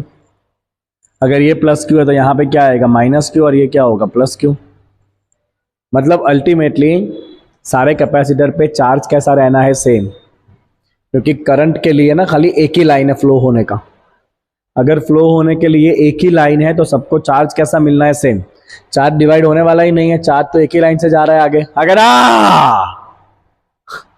जगा लिया तुमको, थोड़ा ऐसे हो रहा था ना, जगा दिया, तो चार्ज एक ही डायरेक्शन में जाने वाला है, तो सबका चार्ज कैसा रहेगा, सेम, बट वोल्टेज सबका डिस्ट्रीब्यूट हो जाएगा। लेट अस से बच्चा, इसका वोल्टेज है V1, इसका वोल्टेज है V2 और इसका वोल्टेज है V3। यहाँ पे वोल्टेज क्या हो गया बेटा, सब में डिस्ट्रीब्यूट हो गया। तो हम सिंपली क्या लिखेंगे, charge on each capacitor is equal. ठीक है बच्चा, सबका चार्ज कैसा रहने वाला है, इक्वल रहने वाला है सबका चार्ज। ठीक है, और क्या डिवाइड हो रहा है, वोल्टेज, तो टोटल वोल्टेज डिवाइड हो गया, what is it, V1 plus V2 plus V3। चल बेटा मुझे बता वोल्टेज क्या होता है, तो कैपेसिटेंस के फॉर्मूला में वोल्टेज होता है Q/C। तो इसके पास कितना वोल्टेज होगा, V1 हो जाएगा, चार्ज तो सबका सेम ही है Q, तो इसका वोल्टेज हो जाएगा Q/C1, इसका हो जाएगा Q/C2 और इसका हो जाएगा Q/C3। सब में से Q कॉमन करके नीचे ले लें, तो V/Q हो गया 1/C1 plus 1/C2 plus 1/C3। अब बेटा इक्विवेलेंट का मतलब क्या होता है, इक्विवेलेंट का मतलब होता है कि ये सब मिलके जितना चार्ज ले रहे हैं उतना चार्ज ये अकेला बैटरी में से लेना चाहिए, दैट इज कॉल्ड इक्विवेलेंट। ये सब मिलके कितना चार्ज ले रहे हैं, Q चार्ज ले रहे हैं ना, तो ये अकेला एक ही कैपेसिटर Q चार्ज लेना चाहिए, then we call it equivalent. तो इसके लिए बेटा मैं सिंपली क्या लिख सकता हूं, इसके लिए मैं बड़ा सिंपली लिख सकता हूं कि इसके लिए जो चार्ज आ रहा है ना Q क्या होता है, C equivalent into V, Q equal to CV, right. तो यहां से ये जो आपका रेशियो है ना V/Q, बच्चा V/Q क्या हो जाएगा, 1/C equivalent, put it here, V/Q that is 1/C equivalent equal to 1/C1 plus 1/C2 plus 1/C3 and so on. That's it. So this is the formula for the series capacitance। जो resistance 10 standard resistance में ऐसा formula parallel में था, 1/R equal to 1/R1 plus 1/R2 plus 1/R3। Capacitance में ये formula किसमें बच्चा, series में है। किसमें है, सीरीज में है। मैं पहले ना इसको सेव कर लेता हूं, क्योंकि ना बारिश हो रही है ना, तो हो सकता है कि लाइट चली जाए, सेव ना हो, ये रिस्क नहीं लेने का बाबा थोड़ा भी। चलो ठीक है, अब मैं आपको ना एक सिंपल सा केस बता देता हूं बच्चा, वो समझना आपके लिए जरूरी है। यहां पे तो ये थियरी इतना ही है खाली। Now try to understand what I want to say. Suppose मान लीजिए बच्चा दो कैपेसिटर है, एक है 2 माइक्रोफैराड है, एक है 4 माइक्रोफैराड है, और हमने बैटरी कनेक्ट करा है सपोज 12 वोल्ट का। राइट। हमें फाइंड करना है चार्ज कितना है और दोनों को कितना कितना वोल्टेज मिल रहा है, दोनों को कितना कितना वोल्टेज मिल रहा है आपको फाइंड करना है, ठीक है। क्योंकि वोल्टेज डिवाइड हो जाएगा ना, सीरीज में है तो वोल्टेज बढ़ जाएगा, चार्ज कैसा रहता है, सेम रहता है, ठीक है, सीरीज। तो सबसे पहले इसका सी इक्विवेलेंट निकालेंगे क्योंकि सीरीज में जोड़ा है। So 1/c equal to 1/c1 plus 1/c2 that is equal to 3/4 mic, ये 1/c है तो कैपेसिटेंस सी कितना आ जाएगा 4/3 माइक्रोफैराडे। चलिए डन। बैटरी में से टोटल कितना चार्ज फ्लो होगा, तो Q इक्वल टू क्या करेंगे C इंटू वी, दोनों को मिला के इक्विवेलेंट कैपेसिटेंस क्या है 4/3 माइक्रो और वोल्टेज कितना है 12, तो टोटल चार्ज कितना आया बच्चा 16 माइक्रोकूलम। तो दोनों कैपेसिटर पे सेम चार्ज होगा which is equal to 16 microcoulomb because दोनों कैसे कनेक्टेड है सीरीज में। अब दोनों पे कितना इंडिविजुअली वोल्टेज आएगा, so I will simply use V1 equal to what Q/C1 and V2 equal to what Q/C2। Q equal to CV याद रखना है आपको सिंपली, राइट।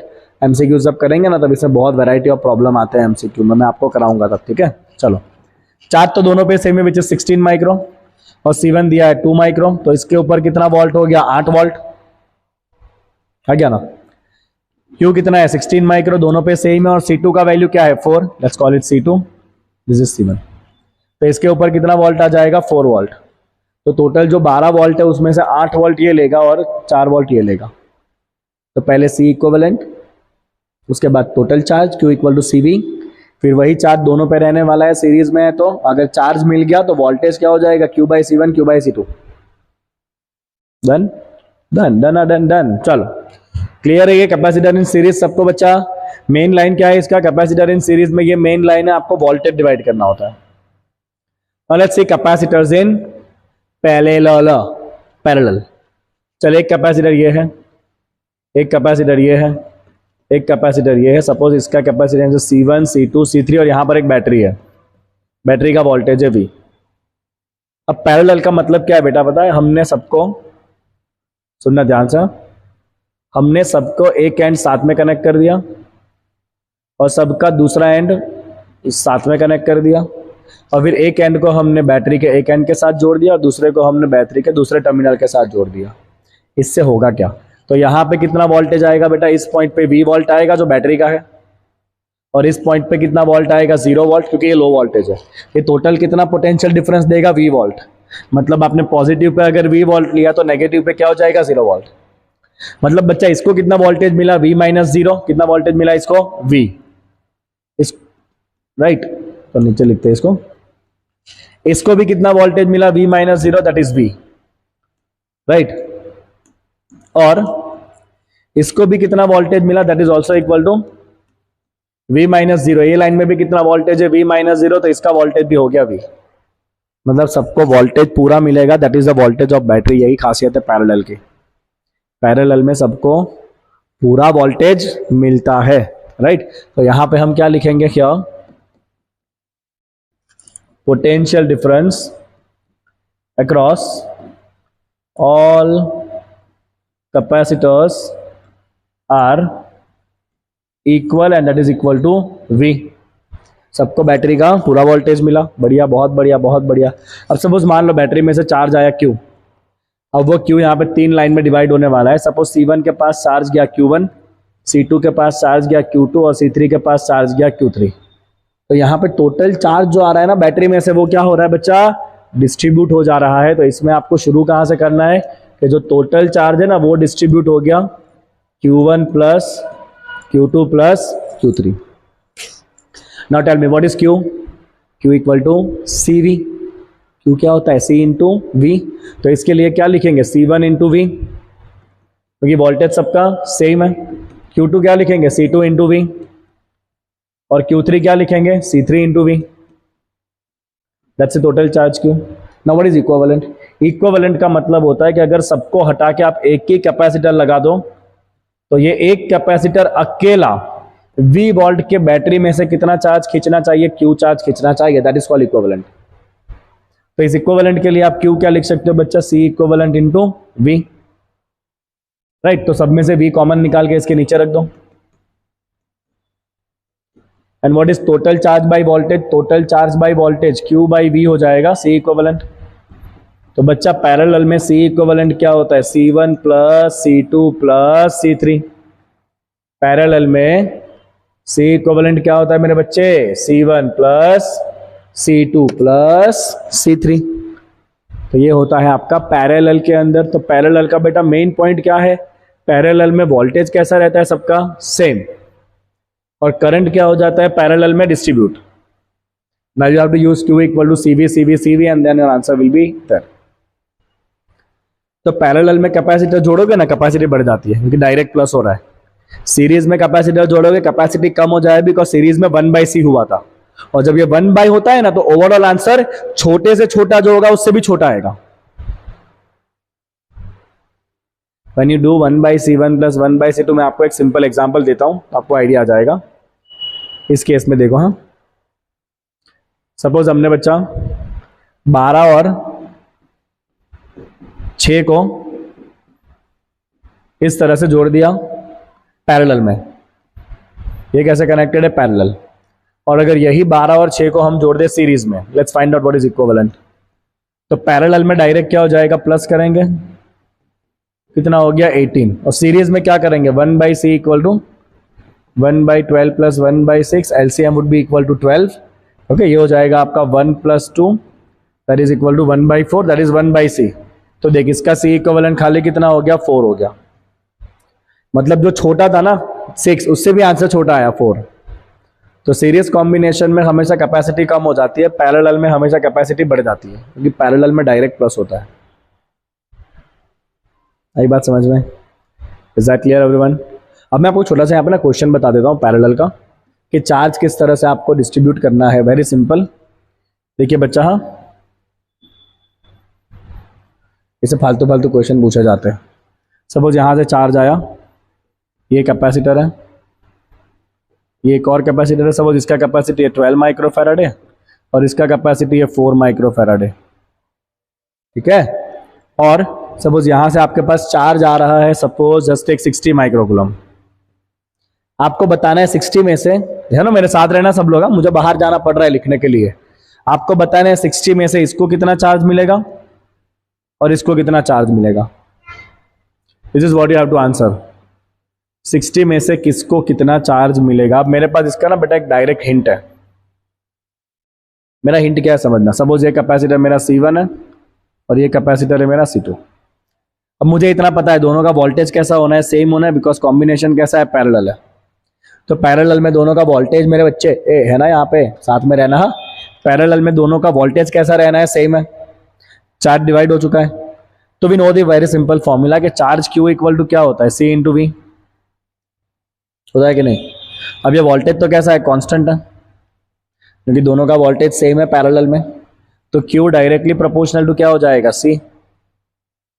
तो अगर आपको इसका चार्ज चाहिए ना Q1, तो आपको क्या करना है, डायरेक्ट प्रोपोर्शन है तो आपको लेना है C1 divide by C1 plus C2 into total charge. क्योंकि डायरेक्ट प्रोपोर्शन है तो Q1 के लिए C1 लेना है और Q2 के लिए आपको क्या लेना पड़ेगा बेटा, C2 divide by C1 plus C2 into Q total. बोल, अब बता देना इसका आंसर क्या आ रहा है। वो ये Q टोटल है 60, C1 C2 मैंने दे दिया है। और जब पैरेलल में चार्ज डिवाइड होता है, वोल्टेज सेम रहता है, तो Q डायरेक्टली प्रोपोर्शनल टू क्या होगा, C। तो अगर आपको Q1 चाहिए तो क्या लेना है, C1 divide by C1 plus C2 into Q total. और अगर Q2 चाहिए तो लेना है C2 divide by C1 plus C2 into Q total. इसका आंसर बताना, ठीक है। तो बेटा यहां पे जितना था हमारे पास पैरेलल कॉम्बिनेशन का, मैंने सारा आपको बता दिया है। Right, now we go to the very last theory which is the energy stored in capacitor. और ये तो हमारे कुछ काम का नहीं है टॉपिक, बिकॉज ये तो एंट्रेंस में आता है। Now energy stored in capacitor, इसका ना स्टार्टिंग में जो पुराना टेक्स्ट बुक था ना उसमें इसका डेरिवेशन था, बट अभी कोई डेरिवेशन नहीं है। So let me tell you exactly what is the situation. बड़ा ध्यान से देखना। सपोज यहां पर एक 20 वोल्ट का बैटरी है और यहां पर एक C कैपेसिटी का कैपेसिटर है। हमने इस कैपेसिटर को बैटरी के साथ जोड़ दिया। ऑब्वियसली बैटरी इसको चार्ज करने के लिए चार्ज सप्लाई करेगी, है ना। बैटरी इसको चार्ज सप्लाई करने वाली है। सपोज बैटरी ने चार्ज सप्लाई किया Q, तो इसके ऊपर कितना चार्ज स्टोर हो चुका है Q, इसके ऊपर कितना चार्ज स्टोर हो चुका है -Q. This is the charge store on the battery, should be visible clearly like this, right? Okay, तो बेटा बैटरी ने कितना चार्ज दिया Q, तो बैटरी ने कितना वर्क किया होगा, बैटरी ने Q चार्ज सप्लाई किया ना, तो बैटरी ने क्या वर्क किया होगा, Q into V. Very simple formula, work done क्या होता है, Q into V. Last chapter में, इसी चैप्टर में आप सीखे हो, work done is equal to charge into voltage. तो बच्चा ये बैटरी ने कितना वर्क किया, सुन लेना ध्यान से. हाँ, work done by battery, work done by battery. तो बेटा बैटरी वर्क करेगा, उसने जो चार्ज दिया वो, और इंटू वोल्टेज, जितना वर्क किया बैटरी ने, उसमें से ये कितना स्टोर करेगा. अपने को ये चाहिए ना, एनर्जी स्टोर्ड बाय कैपेसिटर. तो बेटा इसका डेरिवेशन होता था, अब नहीं करेंगे डेरिवेशन बिकॉज रेशनलाइज कर दिया गया है. So energy stored in capacitor जिस कॉल्ड यू. तो बैटरी ने कितना वर्क किया था, Q इंटू वी. इसमें से चार्ज जब फ्लो होगा ना, तो हमेशा कुछ एनर्जी लॉस हो जाती है, क्योंकि जब चार्ज फ्लो होगा करंट बनेगा, करंट बनेगा तो हीट बनेगा है. चार्ज फ्लो होगा तो करंट बनेगा, करंट बनेगा तो हीट बनेगा, और हीट बनेगा तो एनर्जी लॉस हो जाएगी. होगी कि नहीं होगी, ऑब्वियसली होगी, राइट? तो यहां पे क्या हो रहा है बच्चा, एनर्जी लॉस हो जाएगा. ओके सुनाओ, ये स्टोर कितना करेगा, तो ये टोटल जो वर्क किया ना बैटरी ने Q इंटू वी, उसका आधा लॉस हो जाएगा, और स्टोर खाली आधा ही होता है. आधा कहां लॉस हुआ, हीट के फॉर्म में. इसने कितना वर्क किया, Q into V, right? Work done कितना हुआ है, Q इंटू वी, और एनर्जी स्टोर कितना हुआ है, खाली QV बाई 2. अब इसको अलग अलग फॉर्म में आप लिख सकते हो. If you write Q equal to C into V, तो फॉर्मूला हो जाएगा half into CV square. If you write V equal to Q by C, Q by C रखो V की जगह पे, तो फॉर्मूला हो जाएगा Q square by 2C. Now we have another formula which is called energy density. सब formula आपको direct याद रखने बच्चा. Energy density is simply energy by volume. तो ये एनर्जी बाई वॉल्यूम का फॉर्मूला बनता है half into epsilon 0 into E square. This is the formula for the energy density, half into E0 into E square. इसका कोई derivation आपको नहीं करना है बेटा, क्योंकि मैंने कहा मैं आपको एनसीईआरटी करा रहा हूं, point to point, line to line. तो ये अभी एनसीईआरटी के टेक्स्ट बुक में डेरिवेशन नहीं है, तो will not do the derivation. This are the formulas which you need to remember. Battery ने कितना वर्क किया, Q इंटू वी. इसमें से कैपेसिटर कितना स्टोर कर रहा है, QV by 2, half he store करेगा, बाकी हाफ हीट के फॉर्म में लॉस हो जाएगा. Q अगर CV रखोगे तो ये फॉर्मूला बन जाएगा. V equal to Q by C रखोगे तो ये फॉर्मूला बन जाएगा. और अगर आपको एनर्जी चाहिए यूनिट वॉल्यूम में, प्लेट का जो बीच का पूरा रीजन बनेगा ना, उसका वॉल्यूम अगर डिवाइड कर दोगे एनर्जी के साथ, तो फॉर्मूला हो जाएगा half into E0 into E square. इतने फॉर्मूला है एनर्जी के लिए. Understood, understood, to better understand. चलिए ना बेटा 2-3 क्वेश्चन हमें सॉल्व करने हैं. कितने क्वेश्चन हम छोड़ के आए हैं, okay so we have left 3 questions. चलिए फटाफट ये तीनों क्वेश्चन हम कंप्लीट करेंगे कैपेसिटर के, and then there will be the end of the class. चलिए क्या दिया है ध्यान से देखते हैं. A slab of material dielectric constant K has the same area of the plate of a parallel plate capacitor, but its thickness is 3/4D. Okay, तो slab रखा है जिसका पूरा एरिया कवर नहीं हो रहा है. कितना एरिया कवर हो रहा है, 3/4D, राइट? और बाकी एरिया में एयर रह जाएगा. How is the capacitance changed when the slab is inserted between the plate. तो स्लैब डालने से कैपेसिटेंस क्या हो जाएगा, तो पहले तो before inserting the slab, right, दोनों प्लेट के बीच का डिस्टेंस क्या है, D, और अभी बीच में क्या है, एयर है. So before inserting the slab, पहले वो फाइंड कर लेते हैं आंसर क्या बनेगा. बिफोर इंसर्टिंग द स्लैब, तो कैपेसिटेंस का फॉर्मूला C0 लिख दो, A epsilon 0 by D, because बीच में एयर है तो we take epsilon 0, call it 1. अब हमने स्लैब डाला. हाँ, अब ध्यान से देखना, दिस इज योर कैपेसिटर. ओए भाई यार, साफ हो गया मेरे से गलती से. अब प्लेट एरिया A, बीच में क्या है, एयर, एयर का डाइलेक्ट्रिक कांस्टेंट 1 वापस लिखना पड़ेगा. Before inserting the slab capacitance रहेगा A epsilon 0 divide by D, call it 1। चलिए अब स्लैब इंसर्ट करते हैं, फिर देखते क्या होता है, right now. So have inserted the slab, और स्लैब का पूरा थिकनेस नहीं है, स्लैब कितना कवर कर रहा है, 3/4 part. This is the slab which has a constant के, और ये कितना कवर कर रहा है, 3/4 पार्ट ऑफ डी, और बाकी जो बचा आपका d/4 that is going to be the air. आप इसको दो तरह से कर सकते हो, एक जो मैंने आपको फॉर्मूला बताया उससे भी कर सकते हो आप इसको, राइट, या फिर आप इसको कर सकते हो by considering two capacitors connected in series. एक ये कैपेसिटर बन जाएगा जिसमें स्लैब है, एक ये कैपेसिटर बन जाएगा जिसमें एयर है। तो आप इन दोनों का एज अ सीरीज कॉम्बिनेशन करके भी कर सकते हो, बुक में वैसे ही करा है तो अपने वैसे ही करेंगे। So this can be considered as the combination of two capacitor. इसमें एक में आपने स्लैब भरा है, उसका एरिया पूरा है ए, और उसका थिकनेस कितना है, 3d/4 है, और उसमें आपने स्लैब भरा है ना। Let's call this capacitance is C1। और दूसरा ये वाला पार्ट जिसका कैपेसिटेंस है C2, जिसका थिकनेस कितना है बच्चा, d/4। एरिया तो पूरा ही मिलने वाला है उसको भी ए जितना, है ना।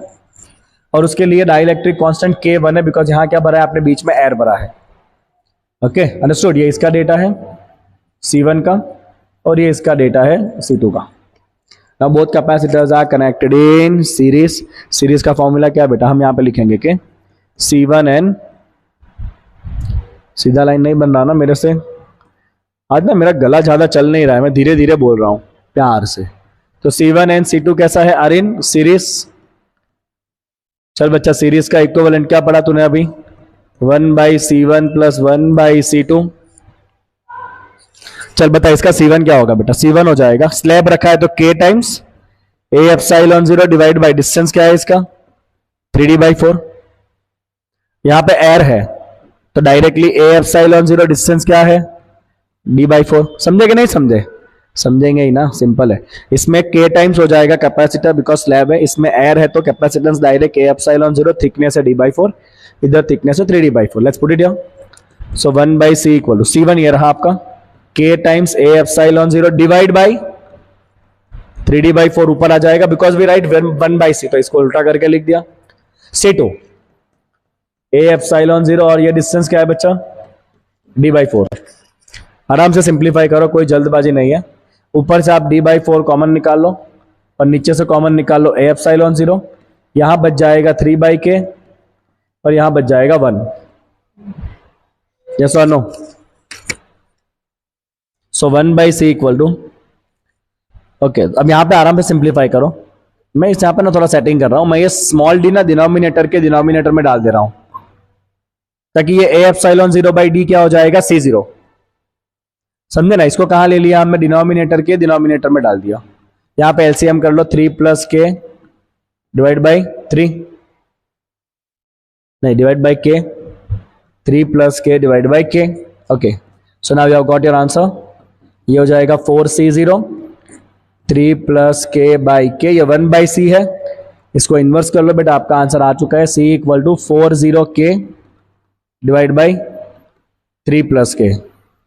तो इतना आपका कैपेसिटेंस मॉडिफाई हो जाएगा। मैं थोड़ा और अच्छे से लिख देता हूं इसको, दिख रहा है क्या आपको नीचे लिखा हुआ, ओके थोड़ा छोटा लिखना पड़ेगा। ऑलमोस्ट वैसे भी आपका आंसर आ चुका है, यहाँ पे उल्टा कर देंगे इसको, C equal to 4k divide by 3 + k into C0। तो this is how your capacitance will be modified. इस तरह से बेटा आपका कैपेसिटेंस मॉडिफाई हो जाएगा अगर आप बीच में स्लैब इंसर्ट कर दोगे तो। ठीक है, गॉट इट एवरीवन, समझ आ रहा है आपको, क्लियर। तो यहां पे आपका सिंपली दो स्लैब का क्या हो गया, आपका सीरीज कॉम्बिनेशन हो गया। अगर आप इसको शॉर्टकट से करना चाहते हो इन केस, तो बेटा इसका शॉर्टकट मेथड जो मैंने आपको सिखाया था, कैपेसिटेंस हो जाएगा ए एप्सिलॉन 0 डिवाइड बाय, जहां पे स्लैब डाला है वहां पे क्या करेंगे, जो भी उसका डिस्टेंस से डिवाइड बाय क्या करना पड़ेगा, k, और जहां पे एयर है उसको डायरेक्ट क्या करेंगे, d/4। अब इससे आप आगे सिंप्लीफाई करना, आपका आंसर डायरेक्टली आ जाएगा। देखना है, d कॉमन निकालो नीचे से, ए एप्सिलॉन 0, d आप कॉमन निकाल लो, इधर ब्रैकेट क्या बचेगा आपका, 3/4 4K प्लस 1/4, ये हो गया आपका C0, 4 ऊपर चला जाएगा, आंसर आ गया। एलसीएम निकाल लो, तो कहते डायरेक्ट आंसर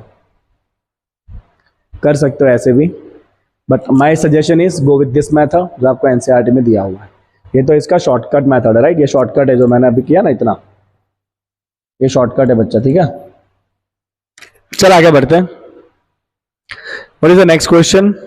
ओके, सेव कर लेते हैं क्योंकि बारिश का मौसम है, रिस्क नहीं लेने का बाबा। मैं रोज सोचता हूँ कि 11 चालू करूँ, अब 11 चालू करूँ, अब 11 चालू करूँ, बट ये 12th के लेक्चर इतने बड़े बड़े हो जाते हैं ना, कितने टुकड़े करेंगे।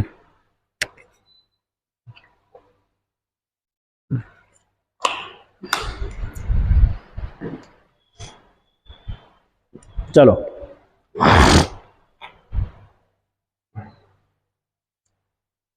अच्छा, एक नेटवर्क दिया है C1 C2 C3, 3 कैपेसिटर जोड़े हुए हैं, चौथा कैपेसिटर इस तरफ जोड़ा हुआ है, नीचे 500 वोल्ट आप में लगाया है।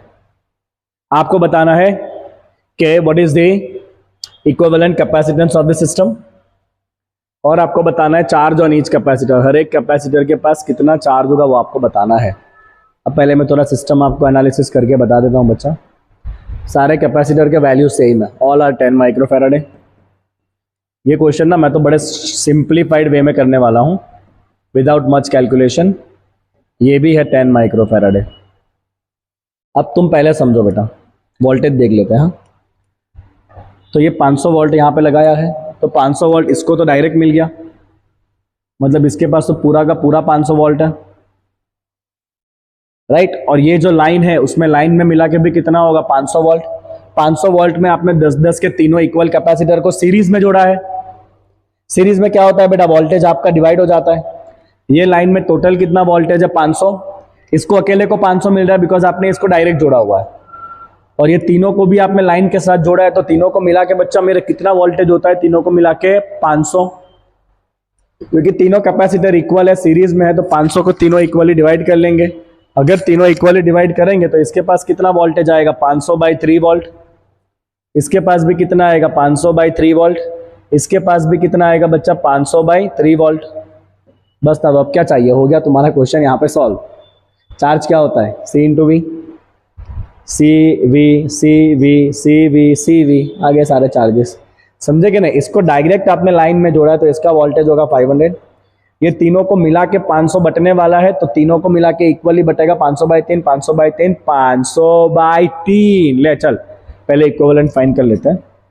ओके, तो यहाँ पे ये C1 C2 और C3 कैसे कनेक्टेड है, सीरीज में। सभी राइट आओ, पहले का answer C1 C2 and C3 are in series,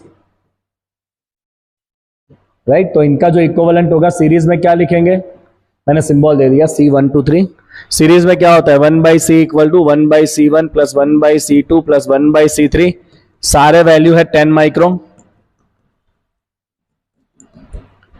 तो आपका 1/C 1 2 3 हो जाएगा।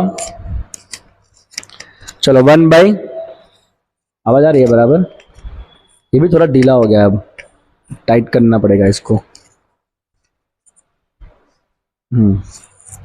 C1 2 3 हो जाएगा आपका, 3 टाइम्स हो गया 1/10 माइक्रो, उल्टा कर लो तो C1 2 3 आ गया 10 माइक्रो/3।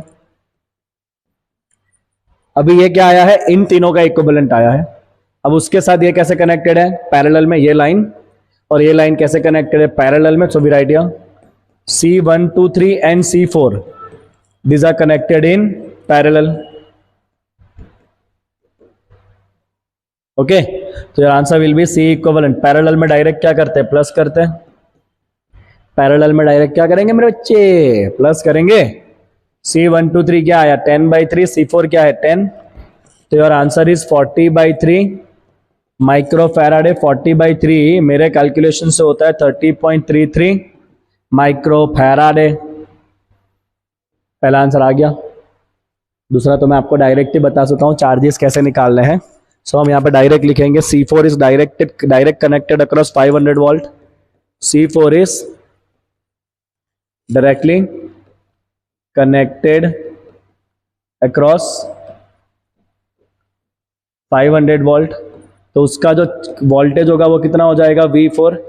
500 वोल्ट, तो उसका चार्ज क्या आ जाएगा Q4, इसके चार्ज को हम कहेंगे Q4, राइट। तो Q4 क्या हो जाएगा C4 इंटू V4, C4 है 10 माइक्रो, V4 है 500, ये हो गया 5000 माइक्रो कूलम चार्ज है ना, you can write 5 milli coulomb, 5000 micro, micro is 10 power -6, this is 5 milli coulomb, 10 power -6 and 1000 10 power -3 बचेगा, तो लो आपका Q4 आ गया। Q4 क्या है बेटा, लिख देना चार्ज ऑन C4।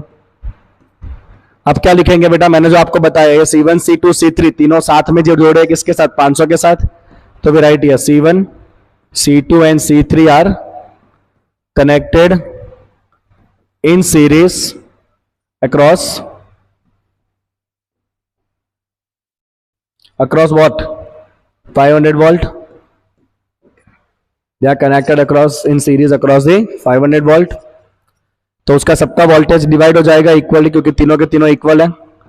कितना डिवाइड करेंगे, 500/3, तो तीनों सीरीज में, तो चार्ज भी कितना आएगा, तीनों का सेम आएगा, Q1 equal to Q2 equal to Q3, that is equal to Q क्या होता है C इंटू V, कोई भी एक C ले लो आप चलेगा क्योंकि सारे सेम ही है, 10 माइक्रो, और सबका वोल्टेज भी क्या है बेटा same, which is 500/3, 5000/3 micro, 5000/3 micro coulomb. देखो बेटा तीनों जोड़े हुए सीरीज में, चार्जेस कैसा होगा सेम, वोल्टेज आपने इक्वली बांट दिया, वोल्टेज कितना हो गया 500/3, चार्ज क्या हो जाएगा C इंटू V, C 10 है एक का, कोई भी एक का चार्ज आप फाइंड करो, तीनों का सेम ही होने वाला है, तो ये हो जाएगा आपका 5/3 milli coulomb, and that's the answer of Q1 Q2 as well as Q3। लो डन, आई बात समझ में। मैं सोच रहा हूं बहुत जल्दी ना एक रोज के 3-3 4-4 शॉर्ट्स लिए जाए जिसमें आपको फिजिक्स के ट्रिक सिखाए जाए। क्या कहते हो, सर्किट कैसे सॉल्व करनी है, वोल्टेज कैसे करना है, तो मैं बहुत जल्दी प्लान करूंगा इसका। एक तो मेरे जो ऑफलाइन क्लास के बच्चे होते हैं ना, एंट्रेंस तैयार करने वाले, वो बहुत जल्दी 2 बजे से आ जाते हैं, तो 2 बजे से लेकर 8 बजे तक मेरे बैक टू बैक क्लास होता है, so that makes it difficult. आगे बढ़ते हैं, चलिए क्लियर ना है क्वेश्चन आपको, इट मस्ट बी क्लियर। चल बेटा नेक्स्ट देखते हैं, last question of the day. Now the question is a 900 picofarad capacitor charge by 100 volt battery, how much energy is stored by the capacitor. चलना अभी answer दे देते हैं। तो 900 पिकोफैराडे का कैपेसिटर है, तू क्यों नहीं रह रहा यार, ये पता नहीं इसको क्या हो रहा है, मुझे चिपटी लगा देनी पड़ेगी दाढ़ी के साथ। तो नहीं, इतनी दाढ़ी नहीं है। ओके, कितने वोल्ट का बैटरी है, 100 वोल्ट का। चल भाई इसकी कितनी एनर्जी होगी, half into C into V square, capacity है 900, वोल्टेज कितना मिलेगा 100 का क्या करना है स्क्वायर, ये हो जाएगा आपका 450 इंटू 10 पावर 4, ये आंसर पिको में। हाँ ये 900 क्या है बच्चा, पिको है। हाँ फॉर्म में मत आ जाना, 900 पिको है। चलना, दिस इज 900 पिको, राइट। तो पिको क्या होता है 10 पावर -12, तो ये हो गया आपका 4.5 इंटू 10 पावर -6। वो नए नंबर से कॉल है, बाद में बात करेंगे आपसे हम, राइट। 4.5 इंटू 10 पावर -6, तो बेटा एनर्जी कितना हो गया 4.5 माइक्रोजूल। तो ये हो गया इनिशियल एनर्जी जो इस भाई साहब ने स्टोर किया हुआ है। अब सेकंड पार्ट देख बेटा, सेकंड पार्ट में क्या कर रहा है, capacitor is disconnected from the battery. चल ले ये रहा कैपेसिटर तुम्हारा, कितने पिको फैराडे का था 900 का, ऑलरेडी ये पूरी तरह से चार्ज हो चुका है। कितना वोल्टेज ये ले चुका है बैटरी में से 100 वोल्ट पूरा। अब आपने बैटरी निकाल दी। ऐसा दुनिया में यही है भाई, दुनिया का काम ही ये है, राइट। जिससे काम खत्म हो गया उसका काम खत्म हो गया, जिससे काम खत्म हो गया उसका काम खत्म हो गया, दुनिया यही है। ओके चलिए, सो अब क्या करना है, now this is connected to another 900 picofarad capacitor, what is the electrostatic energy stored by the system. तो अब आपके पास एक दूसरा 900 पिकोफैराडे का कैपेसिटर है, वो भी चार्ज नहीं है, तो उसका वोल्टेज क्या है 0 है, आपने दोनों को जोड़ दिया। तो देखो भाई, दुनिया का दस्तूर है, मदद तो करनी पड़ेगी। तो ये 900 पिको फैराड जो चार्ज करके बैठा है वो क्या करेंगे, अपने चार्ज को इस तरह से डिस्ट्रीब्यूट करेंगे और इसको भी धीरे धीरे चार्ज देना पड़ेगा। And what will happen in a final situation, ये चार्ज ट्रांसफर कब कब बंद हो जाएगा बच्चा? चार्ज ट्रांसफर हो क्यों रहा है? क्योंकि वोल्टेज का डिफरेंस है। इसके पास 100 वोल्ट है, इसके पास 0 वोल्ट है। जब ये वोल्टेज का डिफरेंस बंद हो जाएगा ना, तब चार्ज ट्रांसफर बंद हो जाएगा, क्योंकि दोनों कैपेसिटर सेम है, दोनों 900 है ना इस क्वेश्चन में। तो दोनों क्या करेंगे, जो भी वोल्टेज है उसको आधा आधा डिस्ट्रीब्यूट कर लेंगे, या जो चार्ज होगा वो भी आधा आधा डिस्ट्रीब्यूट हो जाएगा। हम वोल्टेज के फॉर्म में करेंगे इसको। Then what will happen, charge transfer की वजह से एट द एंड दोनों का वोल्टेज क्या हो जाएगा बेटा, सेम डिस्ट्रीब्यूट हो जाएगा। इसके पास भी 50 वोल्ट हो जाएगा, इसके पास भी 50 वोल्ट हो जाएगा। ये 900 पिको फैराडे है और ये भी 900 पिको फैराडे है। अब ये भी चार्ज हो गया है, मतलब ये थोड़ा डिस्चार्ज हुआ होगा और इसके ऊपर भी उतना ही चार्ज आ चुका है, समझे? तो हम यहां पे स्टेटमेंट लगाएंगे कि हाँ, charge will flow till both acquire same voltage. In this case capacitors are same. In this case both are similar capacitor, hence they share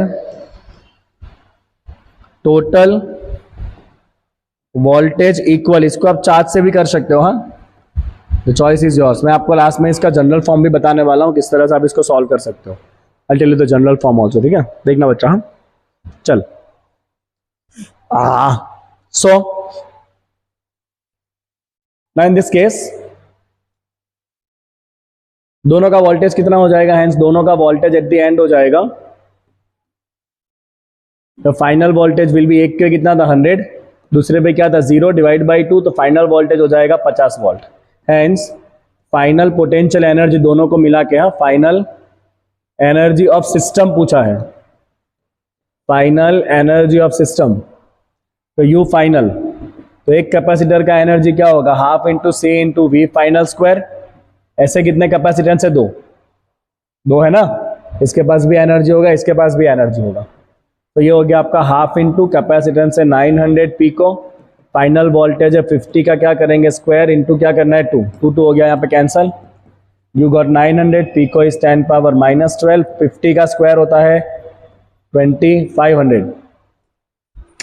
okay, अब इसको आप सिंप्लीफाई कर लो, 25 into 9 that is 225 into 10 power -8 बचेगा, 2 मिनटे इसके, 2 मिनटे इसके, -12 power इसका, right? Okay, so we get here 2.25 माइक्रोजूल।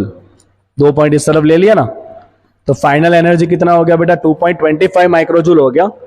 भाई स्टार्टिंग एनर्जी क्या था, 4.5 था, और इस तरह से कनेक्ट करने के बाद टोटल एनर्जी आधा ही हो गया 2.25।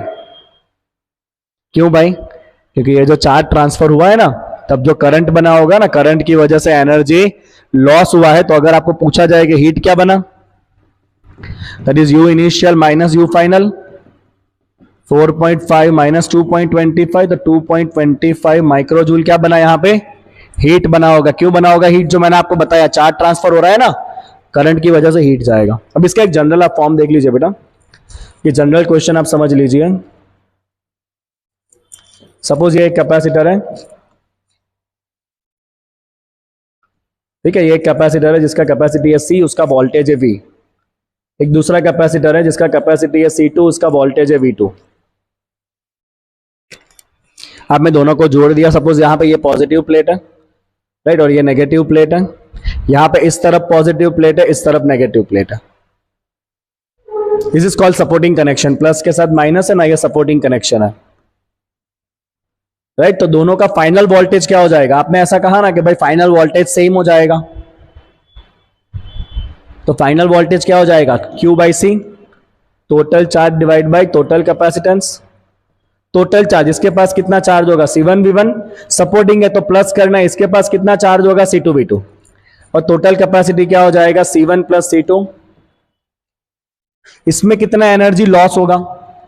इसका डायरेक्ट फॉर्मूला है बच्चा half into C1 divide by C1 plus C2 V1 minus V2 whole square. Done.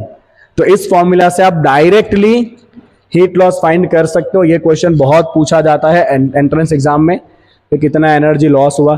अब अगर यहीं पे बेटा आपने अगर इसको अपोजिंग जोड़ा है ना, इस तरह से, ये प्लस के साथ माइनस, इस तरह से, और प्लस के साथ प्लस, अगर आपने ऐसे जोड़ा है ना तो इसे कहते हैं अपोजिंग।